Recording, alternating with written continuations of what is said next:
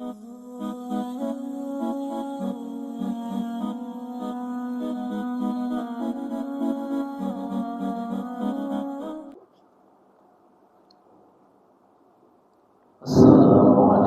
warahmatullahi wabarakatuh. Alhamdulillahi rabbil alamin. Wassalatu wassalamu ala sayyidina wa maulana Muhammadin wa ala alihi wa sahbihi ajma'in, amma ba'd.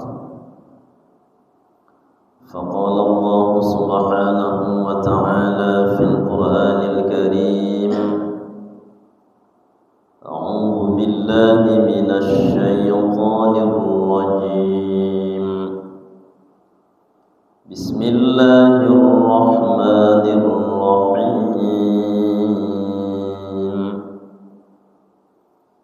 Innal ladzina yaktumuna ma anzalna minal bayyinati wal huda min ba'di ma bayyanahu lin-nasi fil kitabi ulaika yal'anuhumullahu wa yal'anuhumul la'inun illal ladzina tabu wa aslahu wa bayyanu fa ulaika atubu 'alaihim wa ana at-tawwabur rahim. Shadaqallahul azim. Pengurus Masjid Hidayatul Ansar yang sama-sama kita muliakan, hadirin jamaah kajian yang dirahmati Allah Subhanahu wa ta'ala.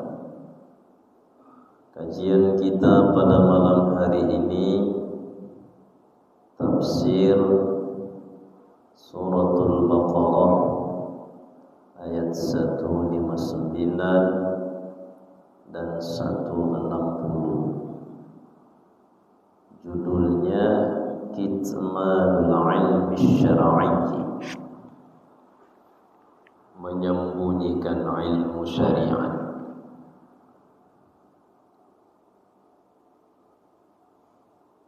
Firman Allah pada ayat yang dimaksud, innal ladzina yaktumuna ma anzalna, sesungguhnya orang-orang yaktumuna, yang menyembunyikan, ma anzalna minal bayyinati wal huda, apa-apa yang telah kami turunkan, minal bayyinati, dari keterangan-keterangan yang nyata, wal huda, dan petunjuk, mim ba'di ma bayyanahu lin-nasi fil kitab, dari sesudah apa-apa yang kami jelaskan bagi manusia, fil kitab, di dalam Alkitab, Al-Quran. Ulaika yal'anuhumullahu wa yal'anuhumul la'inun.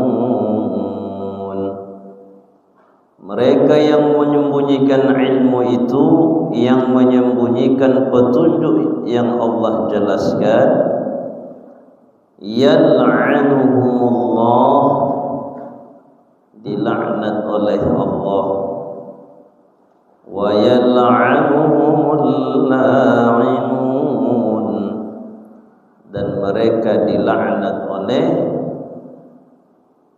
penghuni bumi kecuali jin dan manusia. Nanti ada keterangannya. Illal ladzina tabu wa aslahu wa bayyanu, kecuali orang-orang yang telah bertaubat mereka, wa aslahu, dan mereka memperbaiki yang sudah rusak, wa bayyanu, dan mereka menjelaskan, fa ulaika atubu alaihim, maka mereka itu saya terima taubatnya, kata Allah. Wa ana tawwabur rahim, dan saya, kata Allah, At-Tawwab, Maha menerima taubat, Ar-Rahim, Maha penyayang. Sekarang kita lihat At-Tahlilul Lafziyyu, keterangan lafaz-lafaz dari firman Allah Subhanahu wa ta'ala. Yaktumuna, yang dimaksud dengan yaktumuna al-kitman adalah al-ikhfa was-satru, disembunyikan hukum itu supaya tak tahu orang. Jadi ilmu syariat dan kebaikan-kebaikan yang lain mungkin ada tujuan-tujuan tertentu disembunyikan supaya visi-misinya tercapai. Jadi menyembunyikan ilmu. Ketika orang yang menyembunyikan ilmu dilaknat oleh Allah, maka semua yang terlibat dalam proses tersebarnya ilmu dikasih sayangi oleh Allah. Qala Ar-Raghib, berkata Ar-Raghib, al-kitmanu sadrul hadithi, yang dimaksud dengan kitman adalah sadrul hadithi, berita itu disembunyikan. Jadi kalau misalkan ada kebaikan disembunyikan, kebaikan itu supaya tidak tahu orang. Al-bayyinat,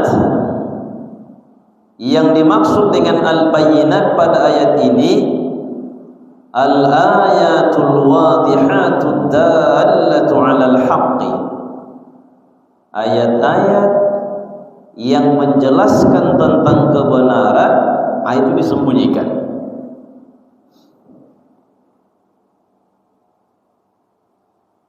Jami'u bayyinatin wa hiya fil lughati ad-dallatul wadihah.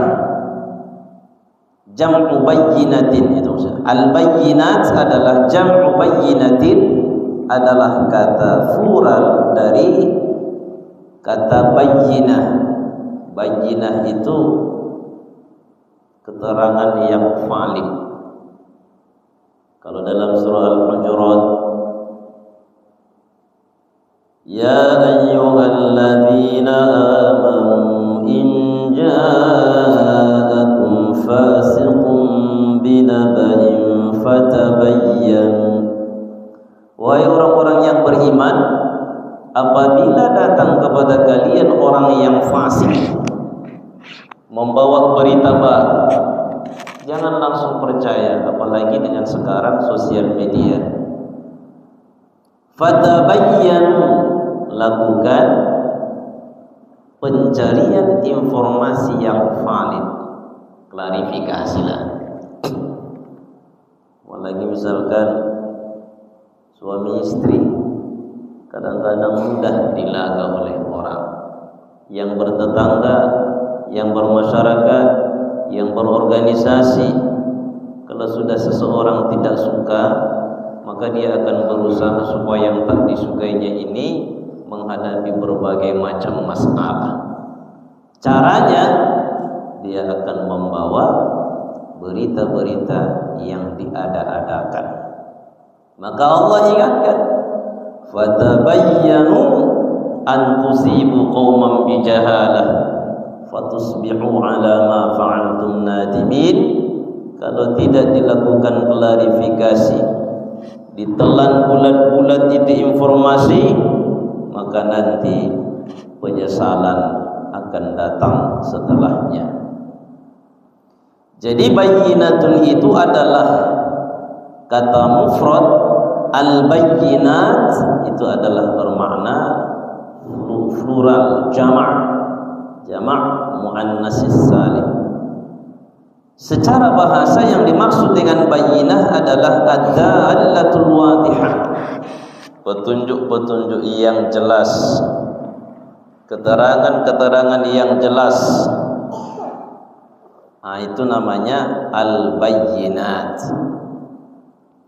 Wa summiyal bayanu bayanan likashfihi 'anil ma'na al-maqsudi. Disebut bayan kan ada itu saudara-saudara kita jamaah tabligh habis sholat bayan istilah. Apa itu bayan? Likashfihi 'anil ma'na al-maqsud, untuk membuka maksudnya, jadi supaya terbuka dengan jelas.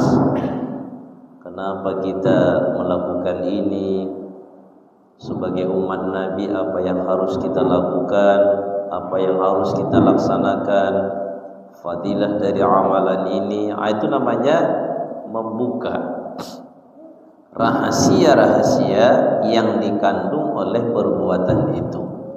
Maka jelas, bayanan, nyata.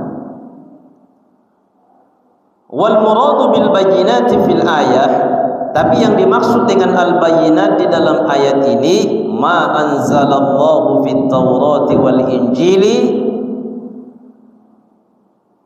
semua firman yang Allah turunkan di dalam Taurat, di dalam Injil, min amri Muhammadin alaihi salatu wassalam, tentang informasi Nabi Muhammad sallallahu alaihi wasallam. Jadi di dalam Taurat, dalam Injil itu sudah dijelaskan akan datang Nabi akhir zaman. Lalu kemudian ahli Taurat, ahli Injil itu berupaya untuk memalingkan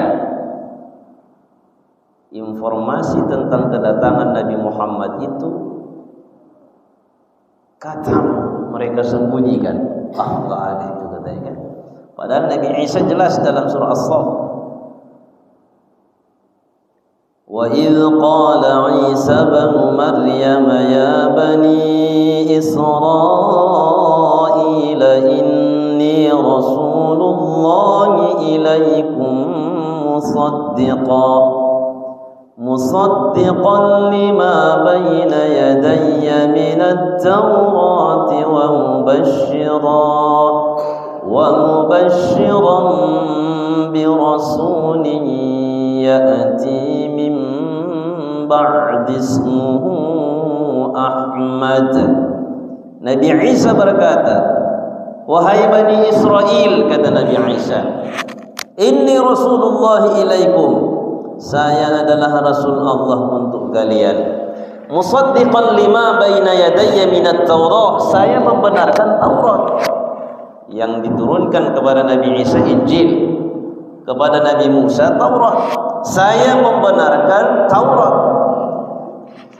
Wa mubashiran bi rasulin ya'ti min ba'di, saya mau menyampaikan kabar gembira ke kalian dengan datangnya nanti Rasul setelah saya. Min ba'di, setelah saya akan datang lagi Rasul. Ismuhu Ahmad, namanya adalah Ahmad. Ini siapa namanya nak? Siapa namanya? Oh, Muhammad Az-Zaki. Ahmad, Muhammad, nama Nabi. Muhammad nama Rasul yang masyhur di dunia ini, di bumi. Muhammad, Ahmad masyhur di langit. Ahmad, Muhammad. Ahmad sekali dalam Al-Quran, Muhammad 4 kali dalam Al-Quran disebut oleh Allah. Ya, 4 kali. Muhammad, Muhammadur Rasulullah walladzina ma'ahu asyidda'u 'alal kuffar. Kemudian maka Muhammadun aba ahadin min rijalikum, dan ayat 2 yang lain menyebut Muhammad. Akan datang setelah saya Rasul, itu kabar gembira untuk kalian. Ismuhu Ahmad, namanya adalah Ahmad. Falamma ja'ahum bil bayyinati qalu hadza sihrun mubin. Belakangan betul datang Nabi itu. Apa kata mereka? Sihir jadi kata mereka. Jadi ada orang tidak percaya, ketika dia minta bukti dibuktikan, tetap juga dibilangnya enggak benar. Perangai manusia sampai akhir zaman ada saja yang begitu. Sudah dibilang tak percaya dia, coba buktikan. Dibuktikan, rupanya ujung-ujungnya tidak juga percaya. Saya Rasul untuk kalian, kata Nabi kita Muhammad sallallahu alaihi wasallam. Ah, enggak percaya kan? Benar. Kalau Rasul itu ada itu mukjizatnya, dia sanggup untuk meminta yang diinginkan oleh kaum yang didakwahinya. Apa mau kalian, kata Rasul? Kalau betullah Anda Rasul, coba dulu geser bukit itu ke tempat lain. Kan namanya mukjizat amrun khariqun lil 'adah, tidak masuk akal.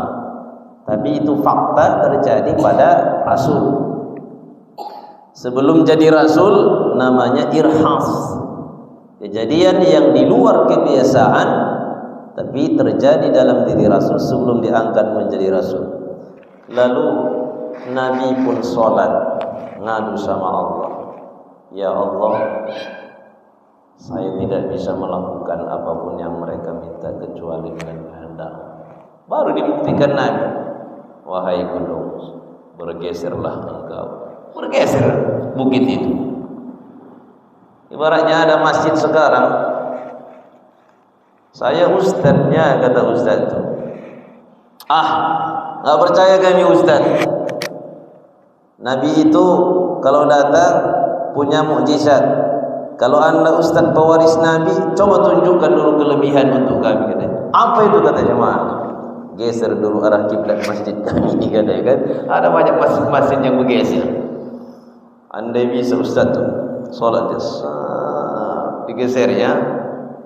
Itu kelebihan yang luar biasa, namanya karomah. Nah, itu kalau karomah amrun khariqun lil 'adati fi yadi waliyillah. Ada juga kejadian yang luar biasa. Bisa dia loncat sungai itu, bisa dia berubah jadi kodok, bisa dirubahnya kelapa itu jadi helm. Itu bukan mukjizat, itu bukan karomah. Solat dia tidak mau, tapi dipakainya serban, dipegangnya tasbih. Pemain sulap, sihirnya itu, sihir.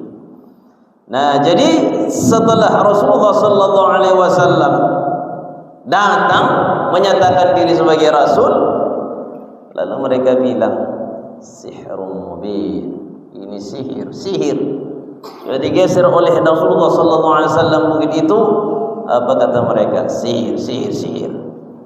Hati mereka sudah dicap oleh Allah Subhanahu wa taala. Jadi orang-orang Bani Israel menyembunyikan informasi tentang datangnya Rasulullah sallallahu alaihi wasallam. Itu termasuk kitman. Wal huda, al-huda kullu ma yadullu 'alal khair. Yang dimaksud dengan huda adalah segala yang mengarahkan kepada kebaikan itu namanya hudan. Wa yahdi ila rusdi, dan dia memberikan arah, menunjuki ila rusdi, kepada sesuatu yang baik, kecerdasan, kebaikan, kepintaran. Minal hidayati wa hiya dalalatu ala syai', yaitu petunjuk terhadap sesuatu. Ihdinas siratal mustaqim. Ya Allah, tetapkanlah kami dalam kebaikan, yaitu berpegang dengan as-siratal mustaqim. Dalam ilmu balaghah Islam itu tetap dalam kebaikan di dalam Islam kita. Ghairil maghdubi alaihim waladdallin.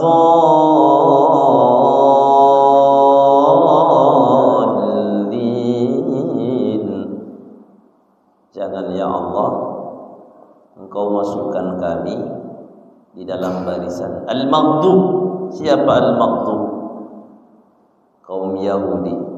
Waladdallin, Nasrani.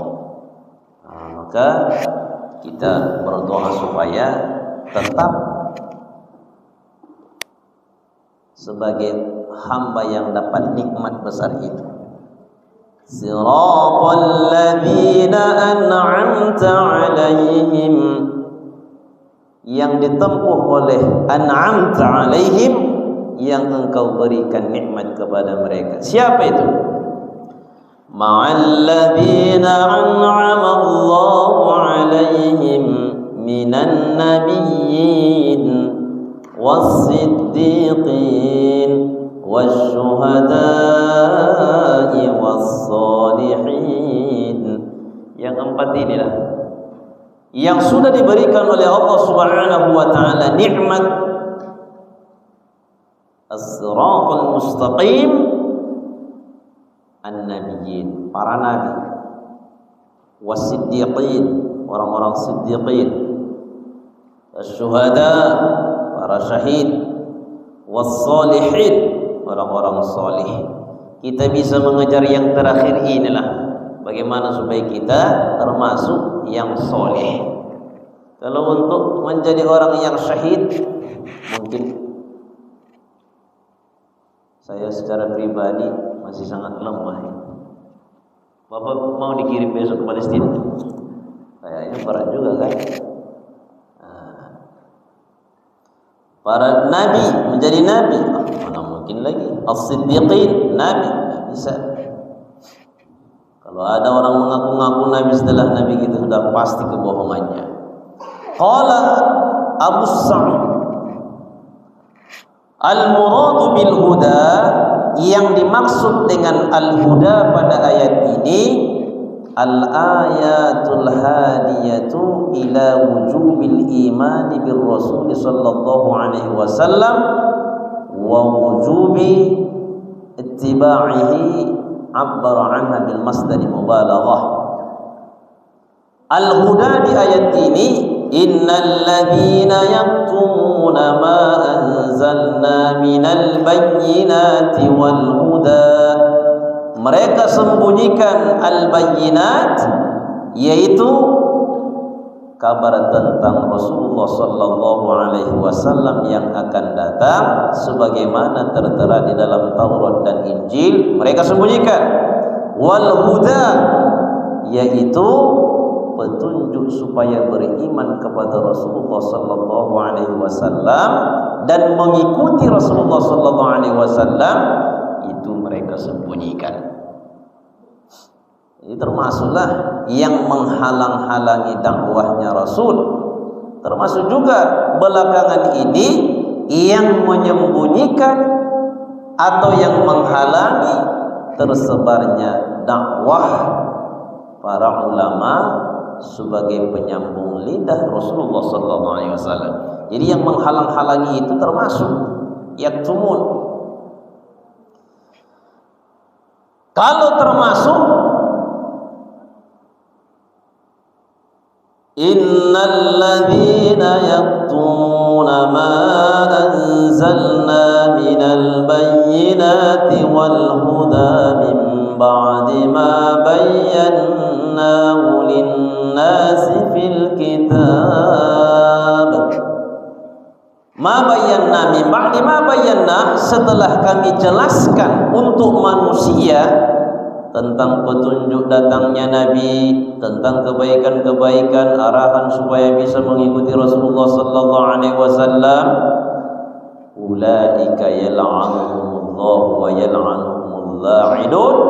Yal'anuhumullah, mereka itu dilaknat oleh Allah. Kalau dalam bahasa Arab susunannya fi'il, fa'il, maf'ulun bih. Tapi ketika disebut fi'il, maf'ulun bih baru fa'il, itu pertanda ada penekanan makna. Yal'anuhumullah.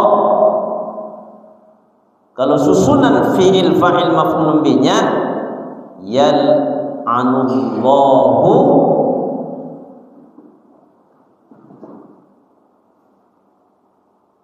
al-katimin, itu dia. Allah melaknat yang menyembunyikan itu. Tapi Allah sebut yal'anuhumullah, didahulukan maf'ulun bihnya baru fa'il, namanya maf'ul muqaddam, fa'il muakhar, ay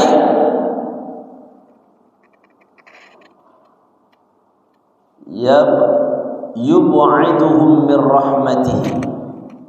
Allah jauhkan mereka itu dari rahmat Allah. Jadi rahmat Allah, kasih sayang Allah jauh dari mereka. Wa asul la'ni al-ib'ad wa turdu, qala asy-Syamakh. Maqamud dhihbi karrajulil la'ini.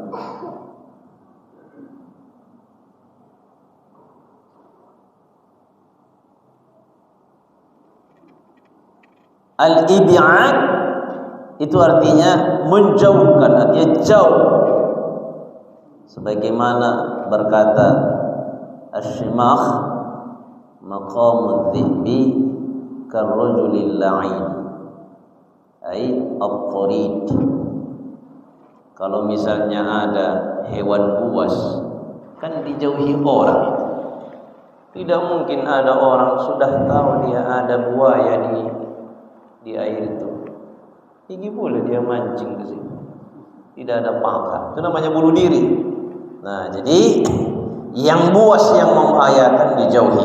Maka orang-orang yang jahat, yang menyembunyikan kebenaran ini, yang menyembunyikan petunjuk-petunjuk yang Allah jelaskan, mereka halangi, mereka sembunyikan, maka Allah jauhkan mereka dari rahmat. Al-la'inun berarti dilaknat oleh Allah, itu artinya dijauhkan oleh Allah rahmat dari mereka. Tidak ada kasih sayang Allah dunia akhirat. Innal ladzina kafaru wa matu wa hum kuffar ulaika alaihim la'natullahi wal malaikati wan nasi ajma'in.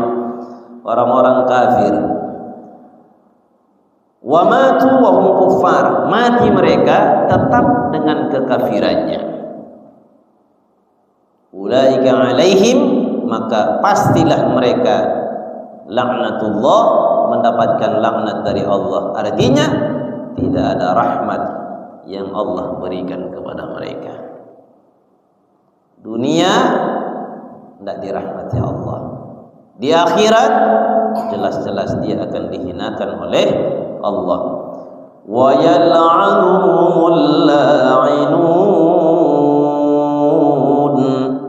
dan mereka juga dilaknat oleh para pelaknat.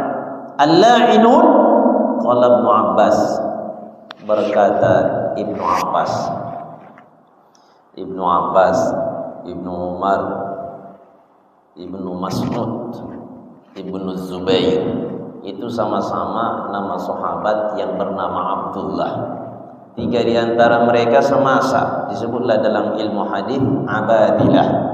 Ada beberapa yang bernama Abdullah. Bagaimana supaya bisa dibedakan Abdullahnya ini? Maka dinisbahkanlah ke ayahnya Ibnu Umar, Abdullah bin Umar. Ibnu Abbas, Abdullah bin Abbas. Ibnu Mas'ud, Abdullah bin Mas'ud. Nah, jadi ke ayahnya. Kalau di kita kan jarang itu mengasih nama, sudah tahu tentang tetangga kita namanya, nama anaknya si Rudi, kan nggak mau juga kita nama anak kita si Rudi juga kita mau. Tapi karena Abdullah itu adalah nama yang manis, maka di Arab itu nama Abdullah banyak sekali, termasuk sahabat. Ya, Abdullah bin Umar, Abdullah bin Abbas, Abdullah bin Mas'ud, Abdullah bin Zubair. Nah, itu namanya masing-masing Abdullah. Ibnu Abbas anak paman Nabi. Nabi ayahnya Abdullah. Abdullah itu punya saudara sampai 10 orang mereka. Abdullah, Abbas, termasuk Abu Thalib. Itu Abdullah, Abbas, Abu Thalib itu saudara sekandung, itu seayah seibu. 7 orang lagi lain ibunya. Abdul Muttalib pada waktu itu sedih. Sedihnya bagaimana? Dia tidak punya anak laki-laki yang banyak, satu cuma. Jadi kepinginlah dia, ya Allah, berikanlah kepada saya anak lelaki.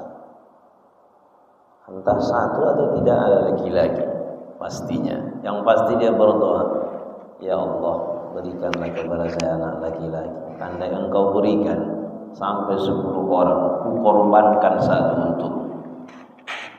Itulah nadarnya. Memang biasa mengorbankan anak waktu itu untuk ke Allah. Dikabulkan Allah sampai 10 orang anaknya laki-laki. Setelah menginjak dewasa, yang paling kecil adalah Abdullah, ayahnya Nabi. Ayahnya Nabi ini sangat disayang oleh Abdul Muttalib. Tapi diundi, dibawanya 10 orang itu ke Ka'bah. Nama siapa yang muncul nanti diundi untuk disembelih, itulah anak-anaknya dia. Ya, kalau memang ayah sudah begitu keputusannya, kami siap. Karena Abdul Muttalib orang yang berpengaruh. Dia adalah pemegang kunci air Zam-Zam.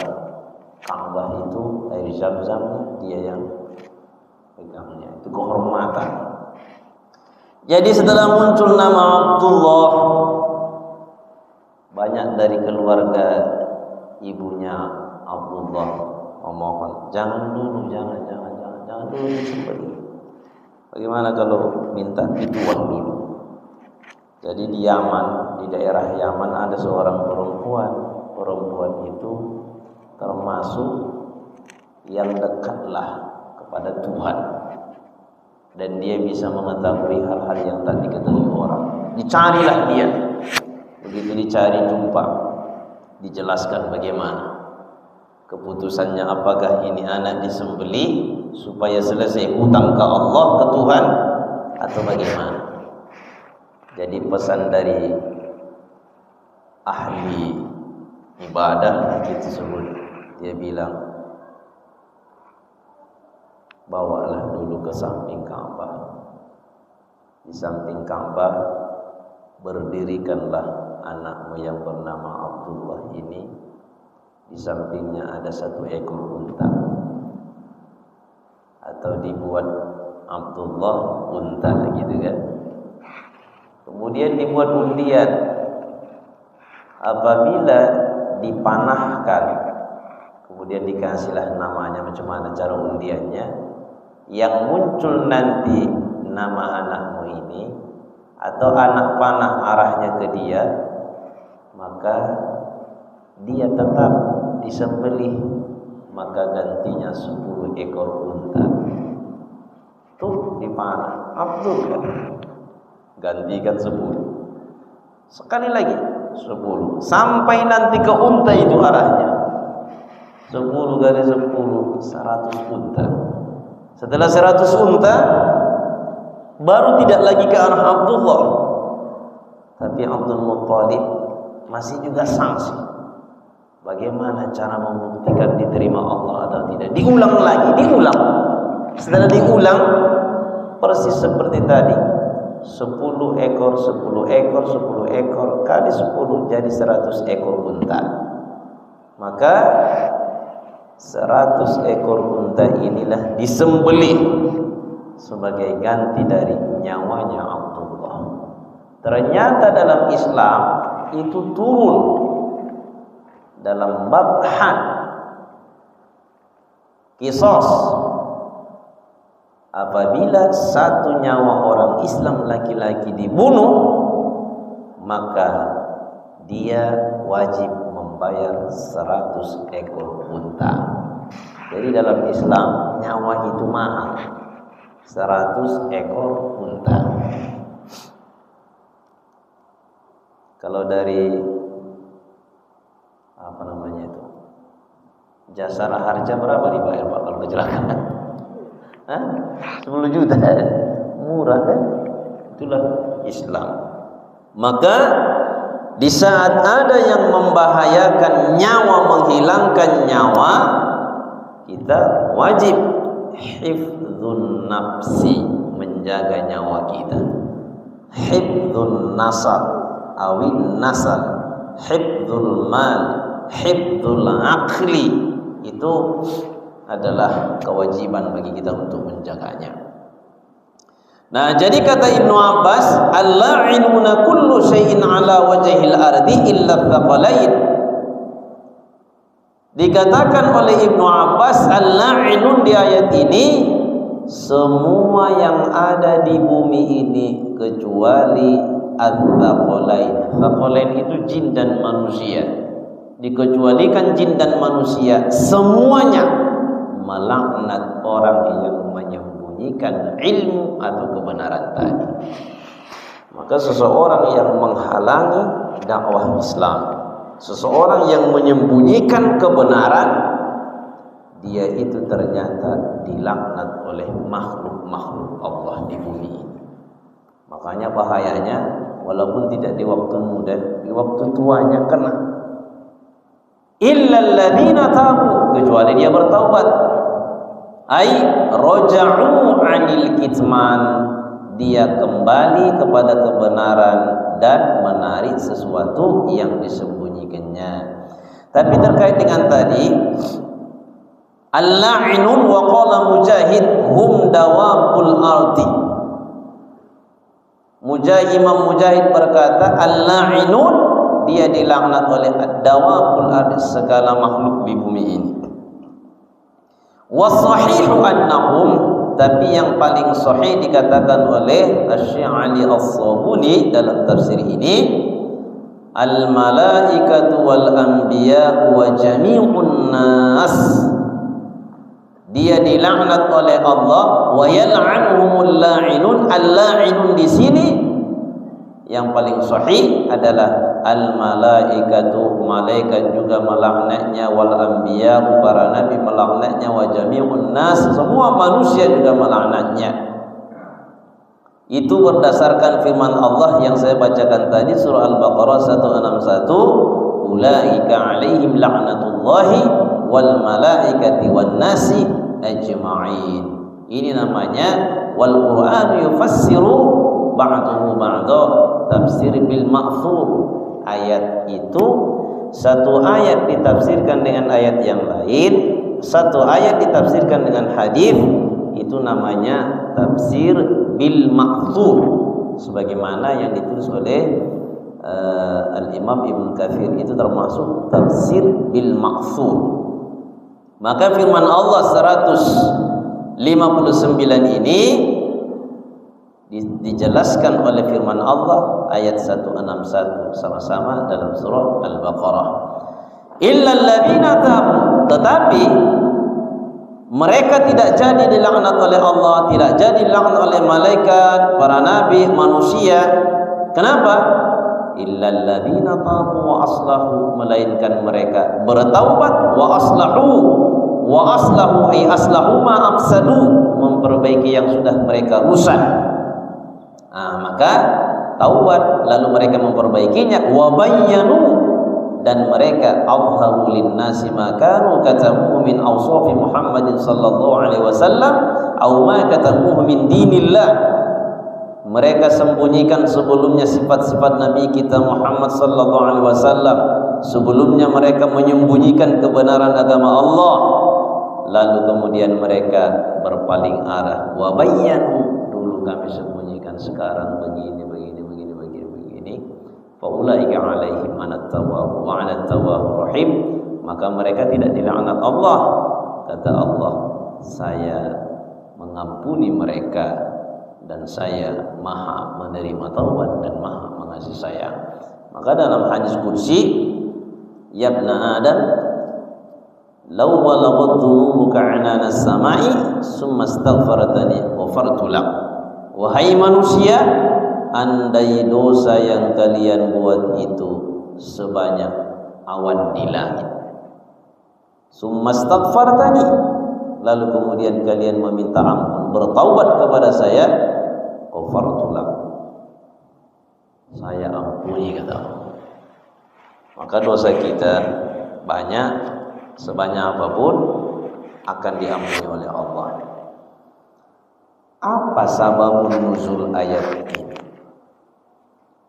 Sababun nuzul, sebab firman itu Allah sebutkan, nazalat hadhil ayatul karimatu fi ahlil kitabi, ini ayat turun kepada ahli kitab, hina su'ilu, pada saat mereka ditanya, amma ja'a fi kutubihim min amrin nabiyyi sallallahu alaihi wasallam, terkait dengan berita-berita yang ada di dalam kitab-kitab mereka itu yang berbicara tentang Nabi sallallahu alaihi wasallam. Fakatamu, enggak ada itu, kata mereka. Jadi ada kebaikan ketika ditanya orang, enggak ada itu, kayak gitu kan. Jadi orang-orang ahli kitab tuh ketika ditanya, sebenarnya bagaimana sih Nabi akhir zaman itu yang disebut dalam kitab, mereka tahu, ya'rifunahu kama ya'rifuna abana'ahum, bahkan mereka itu Allah sebut dalam Al-Quran lebih kenal mereka dengan ciri-ciri karakter Nabi akhir zaman itu daripada anak mereka sendiri. Kita punya anak, kan? Kalau ditanya semua anak kita sekarang, bisa-bisa, Pak, anak Bapak berapa? Ada 3. Yang pertama namanya siapa sih ini? Berapa nomor sepatunya, Pak? Tahu lagi Bapak itu? Enggak tahu lagi kan? Kenapa? Ya, enggak ngeh kita begitunya. Tapi mereka itu sampai segala-galanya tentang Nabi tahu mereka.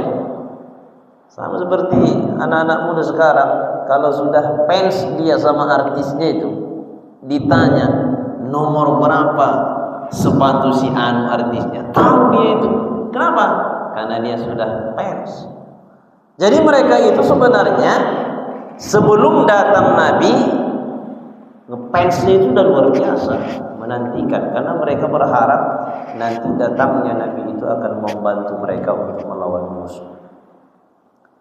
Tapi yang datang itu kurang mereka sepakati. Kenapa? Kan kalau kita lihat tuntunan para nabi itu dari Ismail, kemudian Ishak, Ismail, Ishak. Kalau kita lihat silsilah nabi itu dari Ishak, Yakub sampai kemudian, disitulah urutan rasul-rasul yang banyak itu. Dari Nabi Ismail kosong dia. Dari mana ada nabinya itu yang ternama? Ada. Baru kemudian di akhir zaman dari situ nabinya. Tidak dari Bani Israel.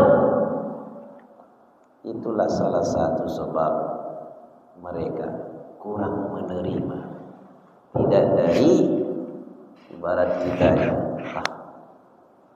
Siapanya apa? Bukan orang kita itu katanya kan. Bukan orang kita itu. Siapa ustaznya?